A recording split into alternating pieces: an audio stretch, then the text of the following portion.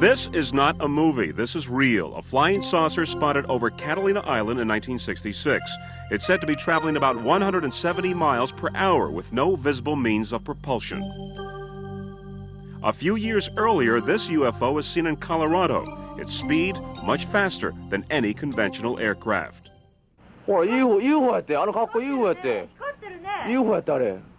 This home video shows a saucer over a Japanese suburb. And this spinning aircraft, which was videotaped behind some trees, was witnessed by hundreds of people in northeastern Florida. I'm convinced several things. One, the evidence is indeed overwhelming that some UFOs are alien spacecraft, that planet Earth is indeed being visited by aliens.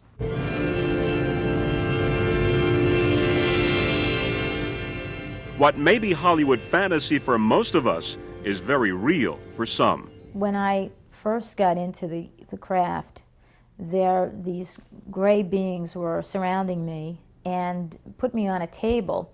And apparently I was having this problem breathing. And they put some sort of device in my chest, which immediately enabled me to breathe better. Everything was sort of in slow motion. And I turned around, I looked, and this light was getting very bright right inside the room. I didn't really understand that. And I saw these two big black eyes that were just like looking at me and slanted and sort of coming up like this.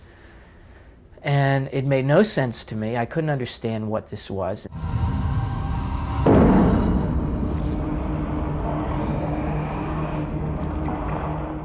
In the movie Communion, author Whitley Strieber, as portrayed by actor Christopher Walken, is taken away by aliens. Strieber, who claims to have had numerous experiences with aliens, says he has tried to cultivate a relationship with them. When I turned toward them and tried to relate to them, I was opened up deeply and profoundly in ways that I absolutely wouldn't trade for anything. Whether that means they're benevolent or I just made good use of their presence, I don't know. But I do know that if you break through the fear and start working with this inside yourself, you can really make something out of it.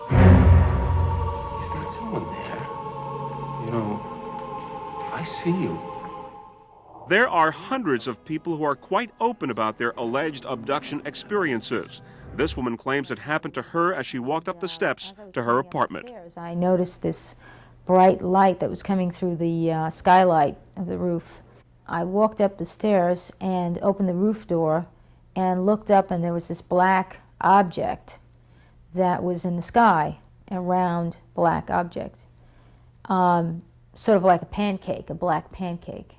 And there was some light coming out from the bottom of it, and then it went off, and then it went on again, and flowed over me. And within a few minutes, I was lifted with this light into the bottom of this black circle. I saw his face. I could see him from the side of my peripheral vision, and I looked over and I said, oh my God, he's so ugly that if I look at him again, I will die. I'm going to die of shock. I know I will die of shock. So I just refused to look at him. And I'm thinking death, you know, that I'm dying, I'm definitely dying.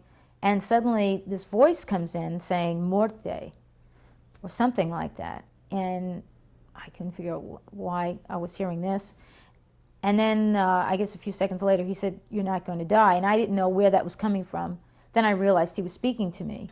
Rusty claims he saw his first flying saucer when he was 8 years old and has been abducted by aliens several times. At first I was too afraid to look, but I felt things touching me, and like taking my leg and turning it and adjusting it, and something cold being applied to my side. I didn't know what any of this was, and I was absolutely terrified. I didn't know what was happening to me or why.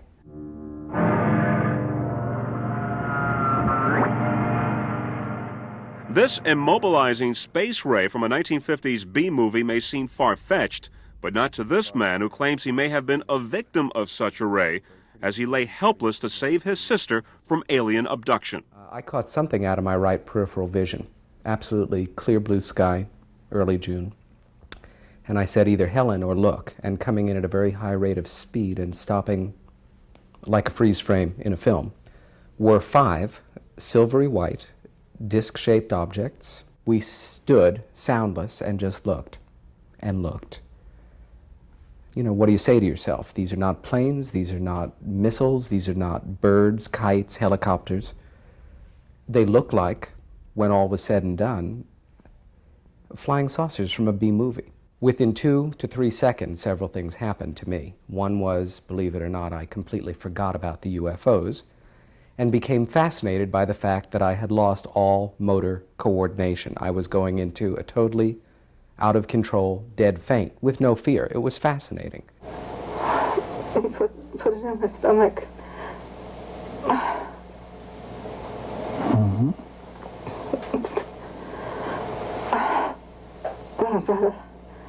By the knee woman, it hurts. Hypnosis is used to help some abductees fully recall the events of their abduction. UFO researcher Bud Hopkins has worked with many of these people. These people are telling the truth. They're not crazy. They're not lying. They're not deluded in some psychological sense. They have been through the experiences that they claim to have been through. How do you know that?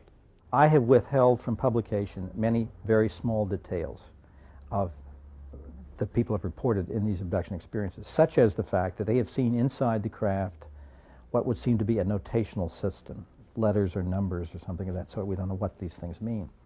These are very tiny, highly specific details, never been published. And I've gotten perhaps now 30 different people who have described virtually identical notational images inside UFOs that they have seen. Hopkins says that abductees also seem to have strange scars. There is an incision made as if a layer of cells is being taken for some kind of study. Now, I don't know what the purpose of this is, but I can tell you that those scars are extraordinarily similar. Away! Get away! Out! Get out! Whitley Strieber claims that a white dot that showed up on a CAT scan of his brain may be an alien implant. Others believe aliens also may be performing genetic engineering on the human race. Many of the people remember what seems to have been an artificial insemination, a little thin instrument which is inserted in the vagina, which seems to be something in a coldly medical way. There's a normal fetus, a normal pregnancy, and it disappears. And it might disappear as late as the 3rd month. And nobody knows what exactly has happened. There's no explanation. Perhaps the most recent of the highly publicized UFO cases is the one down in Gulf Breeze, Florida. Over a period of nearly 2 years, hundreds of witnesses have said they have seen flying saucers in the sky. Now, these are not mental patients or quacks. These are city councilmen, lawyers, doctors, and businessmen who have a lot to lose by telling such bizarre stories. The detail in these photographs of the Gulf Breeze flying saucers is almost too good to be true. But at this point, tests have yet to prove the photos are fake. So much talk of UFOs in Gulf Breeze prompted Shirley McConnell to give her annual house party a UFO theme. 2 days before the party, she had some unexpected visitors. My husband and I was asleep. My husband was just getting out of bed and looked out the window to see some bright lights coming toward the house. He woke me about that time and said, "Quick, look out the window."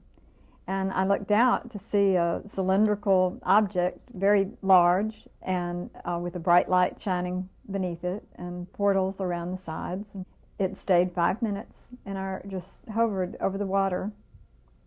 It didn't make any noise at all. It was silent. That was strange. Very, very strange. In recent months, there have been a rash of UFO sightings beginning in the Soviet Union, where a boy claimed, among other things, to have encountered an alien. In America's heartland, farmers were seeing strange lights in the sky. It wasn't anything that I've ever seen before. And I was trying to determine if it was moving or not, and it was moving. They were moving very slowly. I was just so fascinated. It's kind of like you're hypnotized almost. You're just standing there staring at it, wondering what it is. Around the time of these sightings, this farmer woke up to find these strange circular depressions in his field. Ted Phillips has examined over 600 similar cases. In most of these cases, he says, the soil becomes dehydrated and unable to absorb moisture. Side effect from a saucer landing. It's a high temperature venting where you're seeing a high degree of heat exerted on plant life and soil beneath the object. I have to think that we're looking at what appear to be constructed vehicles of some sort, and they definitely appear to be under some sort of intelligent control. For years, strange things have also been happening to farm animals. Mutilations, extractions of animal organs that leave no telltale traces of blood, and the incisions have the precision of laser surgery. In addition, there rarely seem to be footprints or tire marks around the animals. That it's very, very possible that these mutilations are being done by creatures from outer space. The Air Force says that it no longer investigates UFO sightings and therefore doesn't comment on them. But starting in the late 1940s, the Air Force did investigate thousands of UFO sighting reports and eventually published its findings in 1967 in its Project Blue Book. Basically, the Air Force said there was nothing to UFOs. But recent government documents released through the Freedom of Information Act may suggest that the government knew a lot more than it was telling the public.